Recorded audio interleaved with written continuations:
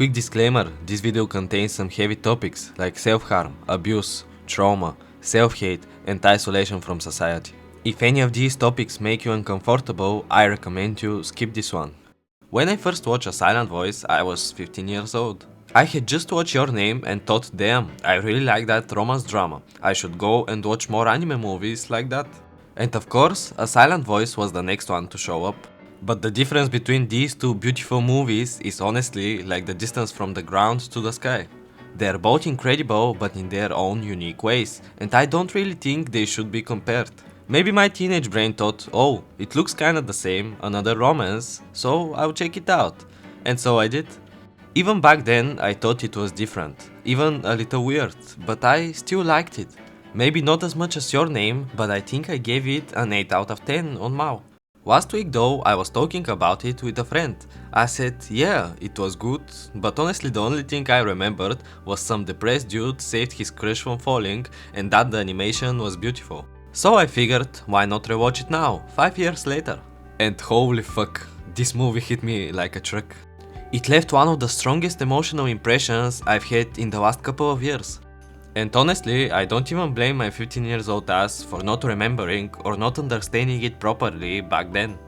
I think A Silent Voice was made by someone who has gone through a lot in life, someone who has made mistakes, carries regrets, and wants to reach out to people who have done the same.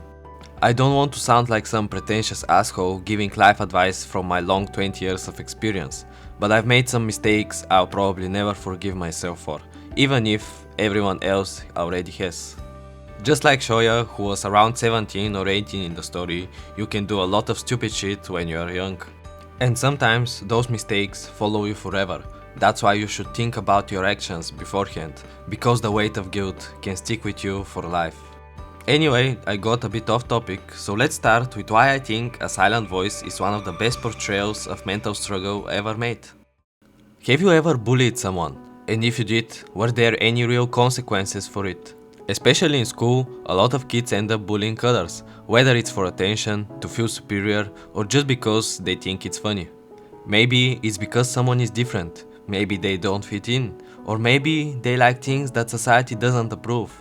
But whatever the reason, bullying is a cruel and disgusting way to seek validation, and it shouldn't be normalized or brushed off as kids being kids. Shoya, our main character, was a typical bully back in 6th grade. Everyone laughed when he made fun of the new girl, Shoku, just because she was deaf, something she can't do anything about. Some even joined in the bullying, but when the time came for someone to take responsibility, everyone pointed their fingers at Shoya. Even his so-called friends who helped him with the pranks suddenly acted like victims. And that's it with the kids, they have that tendency to push their own guilt onto someone else so they can avoid consequences. After that incident, everything flipped. Shoya became the target. He was the one bullied now, and suddenly everyone started keeping their distance from him. The rumors followed him to high school, and again, nobody wanted to talk with him. Now, I'm not saying Shoya was innocent, not at all. His actions were disgusting and cruel, but he also shouldn't have been the only one blamed. Even the teacher knew what was going on, and yet he didn't step in until Shoku's mother complained about the abuse her daughter was facing. But the person who hated Shoya the most was himself. The guilt consumed him from the inside. He couldn't even look anyone in the eyes, because in his head he was trash, someone who didn't deserve to exist, let alone be seen. Eventually, Shoya decided to put an end to everything. He made a plan. After returning his mom the money she gave for Shoku's hearing aids, he would jump off a bridge. He even marked every day left for him on his calendar, counting down to the day which in his head would end his misery. And the scary thing is, that plan gave him peace. It is something people with deep depression sometimes feel when they finally decide to take their life. In their heads, they finally have control again, over their pain, over their choices. But that peace is fake. It is just a self-delusion. It's not solving anything. It is just running away from the pain instead of facing it. If you know someone struggling with depression and they suddenly seem better, like one day they just got better without anything changing in their life, please check on them. Sometimes that means they've already decided to end it all. And if that's the case, do everything in your power to stop them, because suicide is a permanent solution to temporary problems. When Shoya gave the money back to his mom, she noticed something was off. Maybe half joking, she asked if he was planning something, and he said yes, as if it was completely normal. She broke down crying, made him promise not to do it, and even burned the money he gave her. With that door closed, Shoya decided to do the only thing left, something he wanted to do for a long time, ask Shoko for forgiveness. He even learned the sign language just so he could apologize properly. And Shoko, despite everything, didn't hold any hatred towards him. She forgave him, they started hanging out, became friends, and even made a little friend group, some new faces, some old. But that didn't magically fix how Shoya felt. Even if he could look those people in the eyes, he still hated himself inside. His self-blame didn't fade, it only grew stronger. He felt like he didn't deserve friends or forgiveness. The truth is though, Shoya had changed. He was now someone who cared about others, who wanted to make them happy, and everyone except him could see that. But just like in real life, friend groups fight, sometimes over small things that don't even matter. And here the reason didn't matter. What matters is how things went down. They blamed each other for the past, said things they didn't mean, and ended up hurting one another. That scene really stuck with me. It made me realize that everyone has traits that can be annoying or hard to deal with, and we've all been in Shoya's shoes, saying things we regret to the people we care about. Unfortunately, I made that mistake in the past, and that's why I relate with it. Sometimes you just need to step back, breathe, and not say something in the heat of the moment. It's better to talk things out calmly later than to wash out and hurt someone you love. If someone has qualities that bother you, tell them, but do it calmly.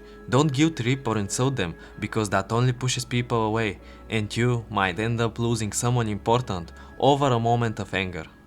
That moment led to the breakup of the whole group. The only person Shoya kept spending time with was Shoko. He even melted his relationship with her mother, who gave us one of the most iconic scenes earlier in the movie. Things were looking better for a while. They were hanging out, growing closer, but life is a roller coaster, and the next fall came quickly. Shoko's grandmother passed away unexpectedly, and everyone was devastated.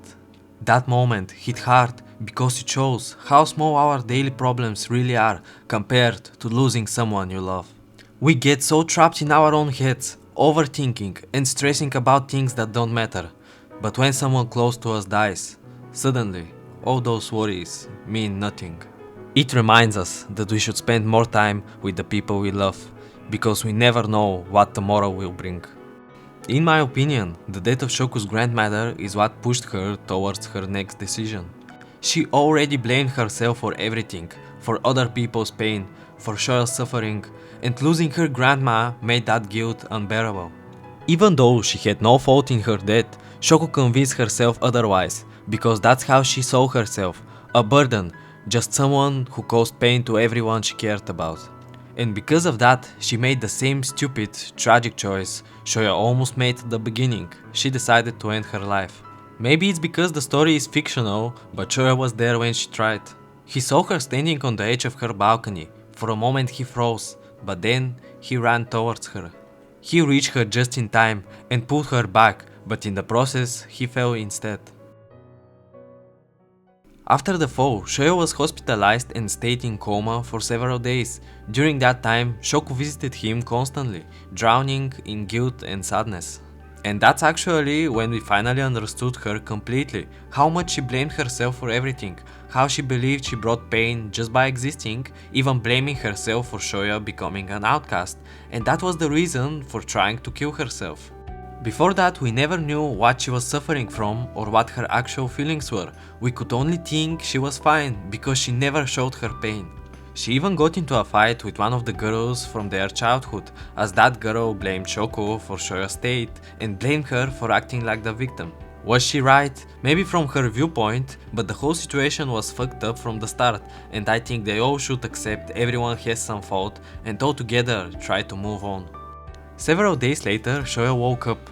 When he did, he and Shoko apologized to each other, he for all the bullying in the past, and she for her actions. After that, they managed to repair things with their friends too. Everyone admitted their mistakes and they began to heal together. And finally, with everyone's support, Shoya started to lift his head and look people in the eyes again, something he couldn't do for years, slowly, painfully, but truthfully. My final thoughts: this movie is a must-watch. Personally, I'm going through a rough time right now, and rewatching it made me reflect on a lot of things. My mistakes, my regrets, and even how I perceive the world in some aspects. It honestly helped me, and I can confidently say it's my favorite anime movie of all time. Even if you don't take a deep lesson from it, it's still an amazing, emotional, and beautiful made story. So, if by any chance you still haven't watched A Silent Voice, do yourself a favor and go fix that mistake. I was Mugen, and until next time.